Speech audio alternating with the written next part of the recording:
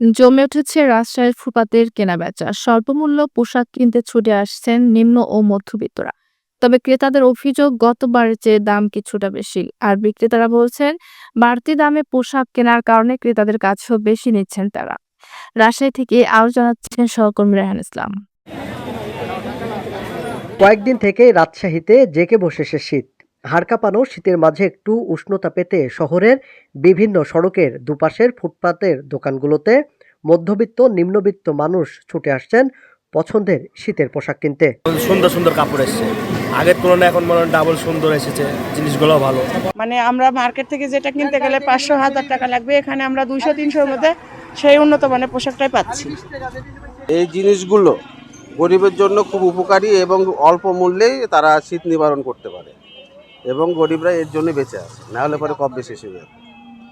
তবে পুরুষ ক্রেতাদের তুলনায় নারী ক্রেতাদের সংখ্যাই বেশি। ক্রেতাদের চাহিদা অনুযায়ী ক্রয় ক্ষমতার মধ্যে পছন্দের শীতের পোশাক কিনছেন তারা। শীতের পোশাকের মধ্যে রয়েছে বড়দের ছোট সোয়েটার, জ্যাকেট, মাফলার, ব্লেজার, পায়ের মোজা, কানটুপি, ফুল হাতা গেঞ্জি সহ বাচ্চাদের বিভিন্ন ধরনের শীতের পোশাক। তবে ক্রেতারা বলছেন গতবারের চেয়ে এবার দাম কিছুটা বেশি। শীত আসলে খুব সুবিধা হয়, এখানে কম দামে পোশাক পাওয়া যায়।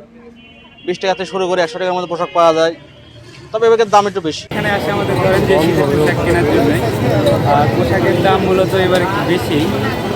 তারপরেও দেখছি যদি চয়েস হয় ব্যবসায়ীরা বলছেন এবছর শুরুতেই শীতের প্রভাব বেশি পড়ায় বেচা বিক্রি অনেক ভালো। তবে গতবারের তুলনায় এবছর বেশি দাম দিয়ে পোশাক কেনার কারণে বেশি দামে বিক্রি করতে বাধ্য হচ্ছেন তারা। আমাদের বেচা কিনা ভালো হচ্ছে, অন্য যেটা আশা করেছিলাম অন্য ইয়ার থেকে অনেক ভালোই হচ্ছে, খারাপ হচ্ছে না। এখন আমরা আগে যখন নিতাম তখন সেই তুলনায় বাজার একটু বেশি, এবার একটু বেশি।